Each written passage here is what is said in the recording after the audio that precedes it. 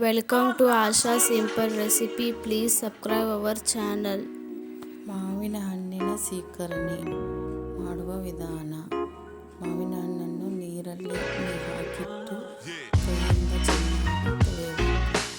ತೊಳೆದು ನೀರು ಆಗುವವರೆಗೆ ಇಡಬೇಕು. ನೀರು ಆಗುವವರೆಗೆ ಇಡಬೇಕು. ನಾನು ಗೋಧಿ ಹಿಟ್ಟಿನ ಪುಡಿ ಮಾಡಿದ್ದೆ.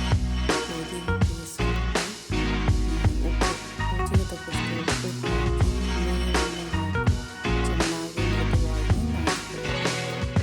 ಗೋಧಿ ಹಿಟ್ಟಿನ ಪುಡಿ ಚೆನ್ನಾಗಿ ಬರುತ್ತವೆ. ಅದಕ್ಕೆ ಸ್ವಲ್ಪ ಎಣ್ಣೆ ಹಾಕಿ ನಾದಿಕೊಂಡು ಒಂದು ಪುರಿ ಹದಕ್ಕೆ ನಾದಿಕೊಳ್ಳಬೇಕು. ನಾದಿಕೊಂಡ ಗೋಧಿ ಹಿಟ್ಟನ್ನು ಒಂದು 10 ನಿಮಿಷವಾದರೂ ಮುಚ್ಚಿ ಇಡಬೇಕು. ಅಲ್ಲಿವರೆಗೆ ಮಾವಿನ ಹಣ್ಣನ್ನು ನೀರು ಆರುತ್ತದೆ. ಅದನ್ನು ಸಿಪ್ಪೆ ತೆಗೆದು ಅದನ್ನು ಚಾಕುವಿನಿಂದ ಗೋಳುಗಳನ್ನಾಗಿ ಮಾಡಿಕೊಳ್ಳಬೇಕು. ನಾವು ಈ ಥರನೇ ಸೀಕರಣೆ ಮಾಡುತ್ತೇವೆ. ಎಲ್ಲವನ್ನು ಚೆನ್ನಾಗಿ ಚಾಕುವಿನಿಂದ ತಿರುಳುಗಳನ್ನು ತೆಗೆದುಕೊಳ್ಳಬೇಕು. ತಿರುಳುಗಳು ಬರುತ್ತವೆ. ಆಮೇಲೆ ಚೆನ್ನಾಗಿ ಹಣ್ಣಾಗಿದ್ದರೆ ಈ ಥರ ಬರುತ್ತದೆ. ಎಲ್ಲವನ್ನು ಹಾಗೆ ಕೊಯ್ದುಕೊಳ್ಳಬೇಕು. ನಾನು 5 ಮಾವಿನ ಹಣ್ಣಿನ ಸೀಕರಣೆ ಮಾಡಿರುತ್ತೇನೆ. 4 ಜನಕ್ಕಾದರೂ ಆಗುತ್ತದೆ. ಈ ಥರ ಎಲ್ಲ ತಿರುಳುಗಳನ್ನು ಚಾಕುವಿನಿಂದ ಕಟ್ ಮಾಡಿಕೊಂಡು ಆಮೇಲೆ ಸ್ವಲ್ಪ ನೀರು ಹಾಕಿಕೊಂಡು ಎಲ್ಲ ಸಿಪ್ಪೆ ಮತ್ತು ತಿರುಳುಗಳಿಂದ ತೊಳೆದುಕೊಂಡು ಅದರ ನೀರು ಹಾಕಬೇಕು. ಸ್ವಲ್ಪ ಬೆಲ್ಲವನ್ನು ಹಾಕಿ ಕೈಯಾಡಬೇಕು.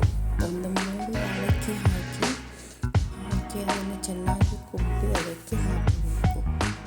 ಹಾಕಿ ಒಂದು ರೀತಿ ಹಾಗೆ ಮಾಡಿಕೊಳ್ಳಬೇಕು. ಆಮೇಲೆ ಪುರಿ ಹಿಟ್ಟನ್ನು ತೆಗೆದುಕೊಂಡು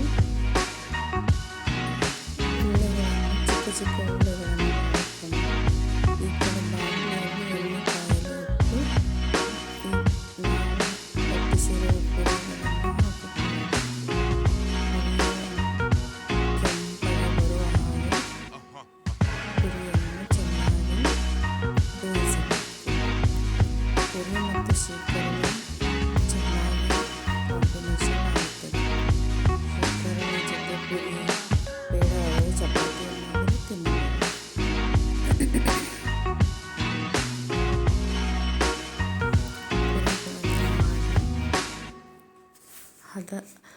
ಚೆನ್ನಾಗಿ ಹದದಿಂದ ಕಲಿಸಿಟ್ಟ ಹಿಟ್ಟನ್ನು